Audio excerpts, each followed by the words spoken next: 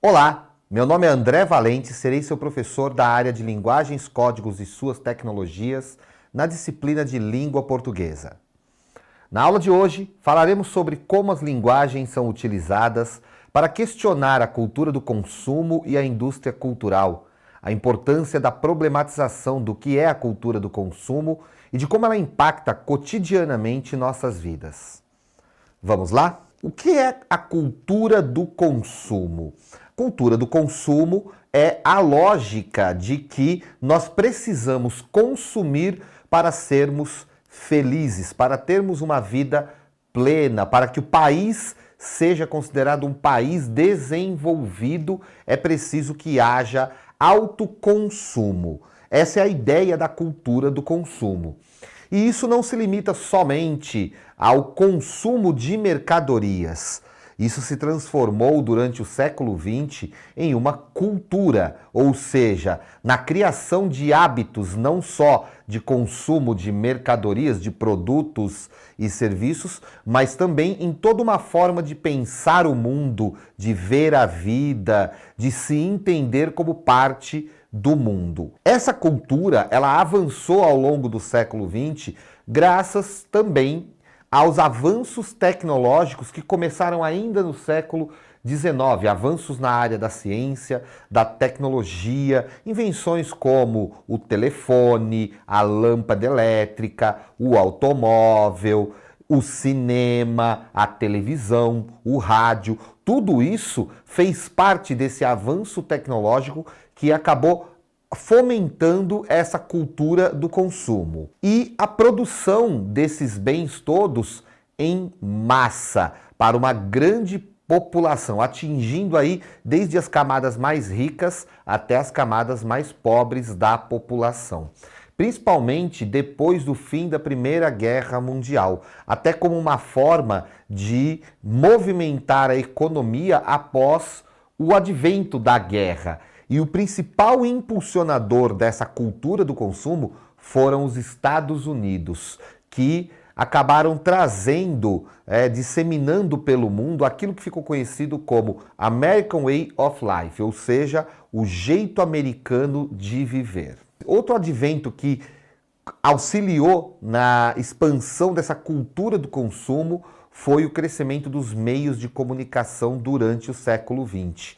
Só no século XX nós tivemos a expansão do cinema, da TV, do rádio, dos jornais impressos e revistas e posteriormente do computador e da internet, chegando aos dias de hoje com os smartphones, os tablets, os dispositivos que estão aí ao nosso alcance, estão aí nas nossas mãos. E solta a vinheta da Hora da Tirinha.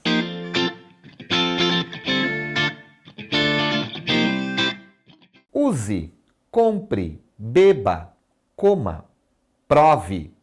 Ei, o que eles pensam que nós somos? E o que nós somos?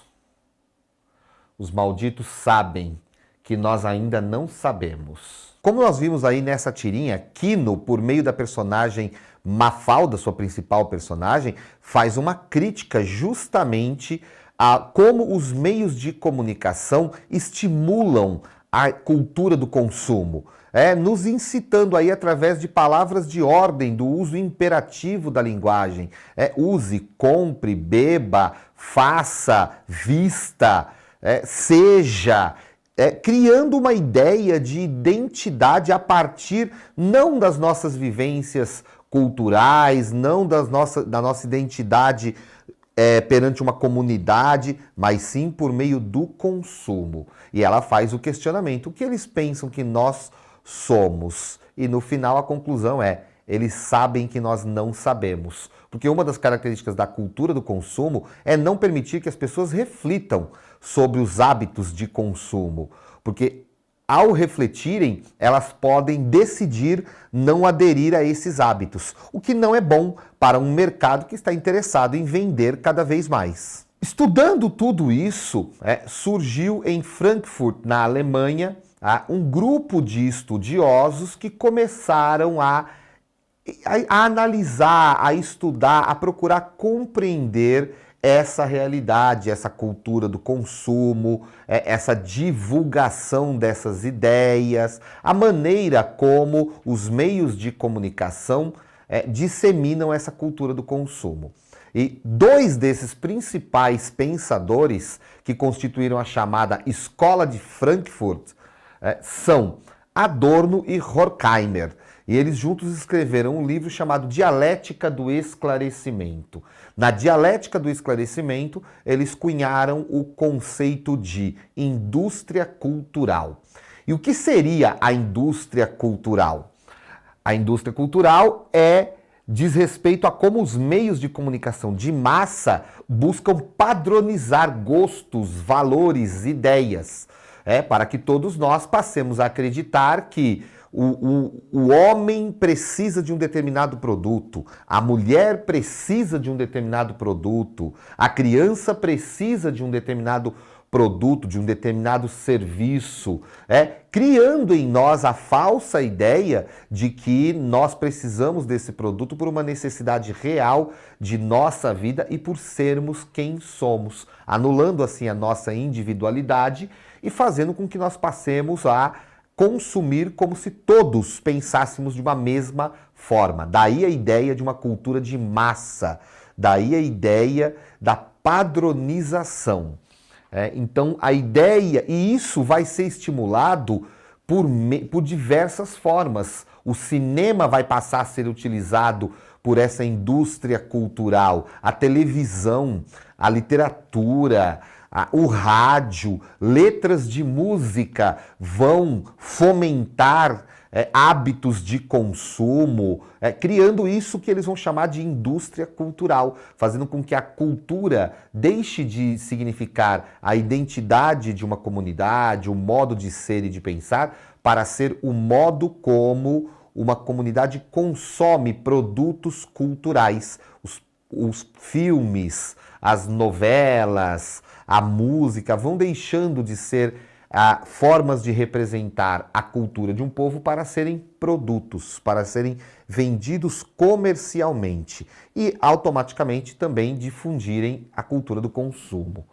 Então, as criações culturais passam a ser produtos mercadológicos e as pessoas passam a ser vistas não mais como membros de uma comunidade, mas sim como consumidores, e consumidores de preferência acríticos, consumidores que consumam sem criticar aquilo que estão fazendo. Para isso, uma das ferramentas é a padronização e a simplificação da linguagem.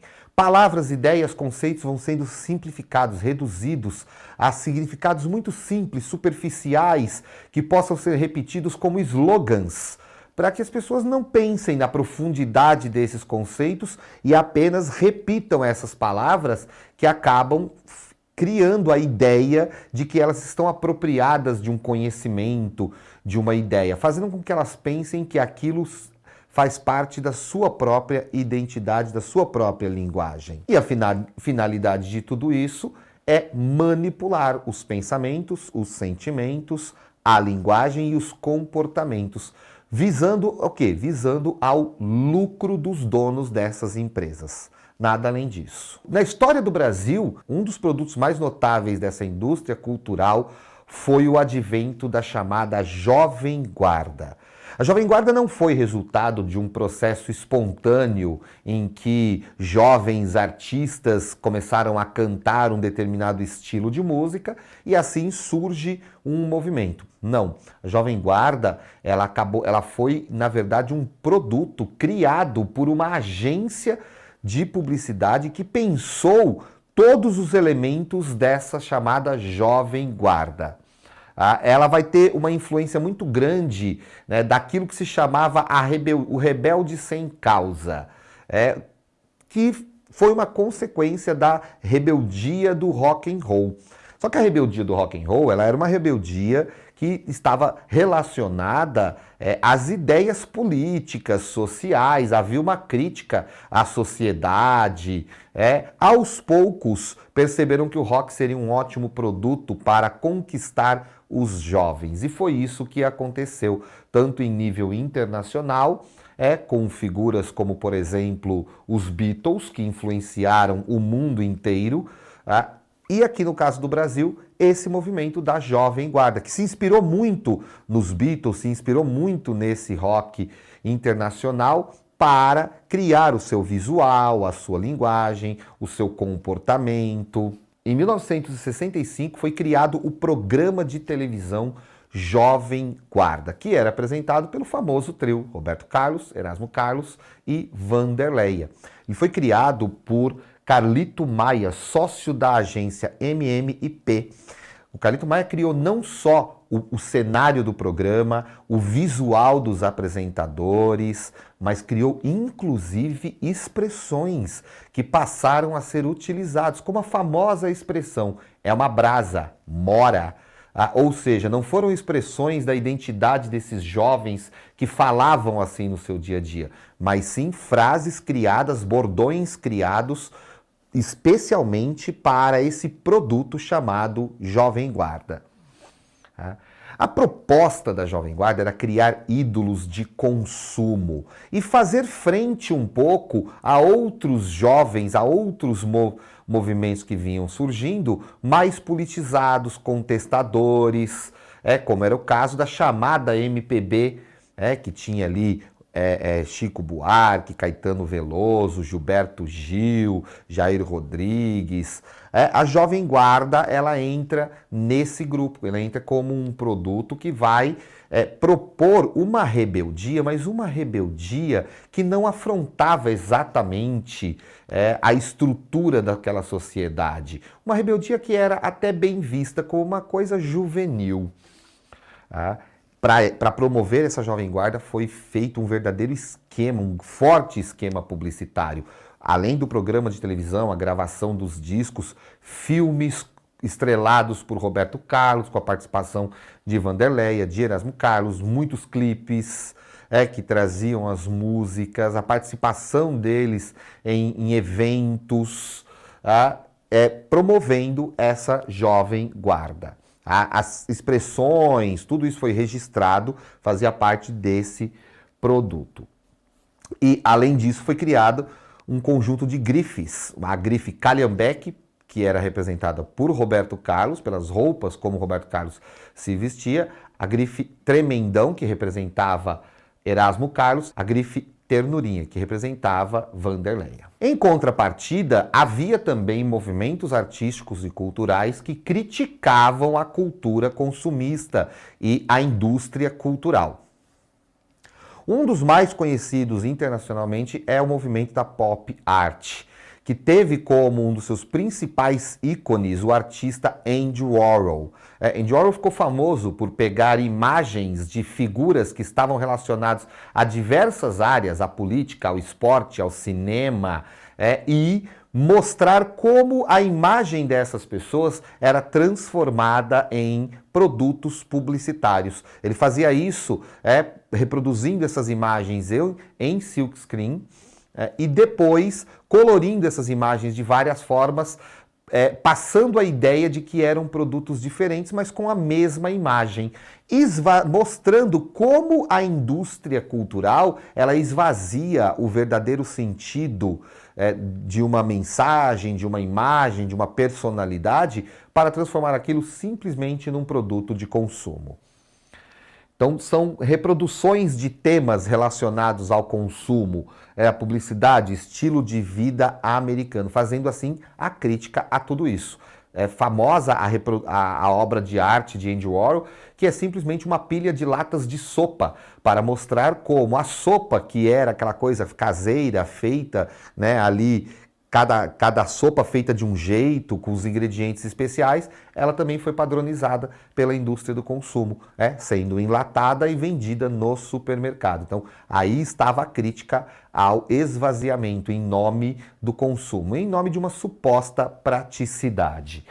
Então, é a aproximação da arte com a vida cotidiana. Foi isso que propôs a pop art. Foi pegar temas do cotidiano ligados ao consumo e fazer a crítica desses temas. Reproduzindo peças publicitárias populares, para fazer ali uma confusão com a própria cultura de massa, utilizando as próprias ferramentas da cultura de massa, como a propaganda, para criticar essa cultura. No Brasil, nós vamos ter um eco dessa cultura pop, dessa arte pop.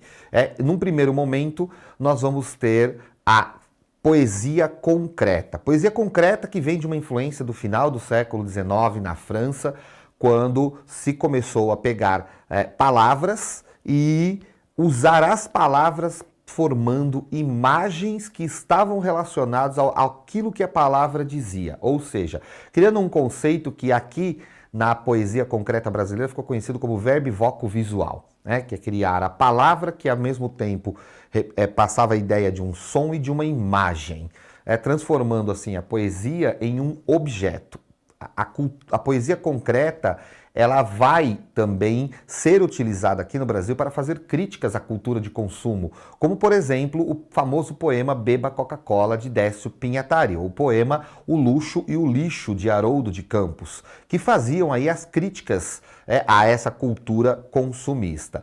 Já na década de 60 vai surgir um movimento que vai também se aproximar dessa poesia concreta, vai se inspirar na pop art estrangeira e vai criar uma pop art brasileira. Esse movimento vai ser chamado de Tropicália e vai ter como seus principais representantes Caetano Veloso e Gilberto Gil, além de outras figuras que também vão participar desse movimento. A ideia era fazer a mesma lógica de Andy Warhol, a mesma lógica de criticar essa cultura consumista, de criticar uma classe média, uma elite brasileira, que, como diz a letra da música Tropicália, a letra da música Panis et Circenses, uma das músicas que ficou mais famosa como crítica social desse período, as pessoas da sala de jantar estavam apenas preocupadas em nascer ou morrer, e não estavam preocupadas com o que estava acontecendo fora da sua sala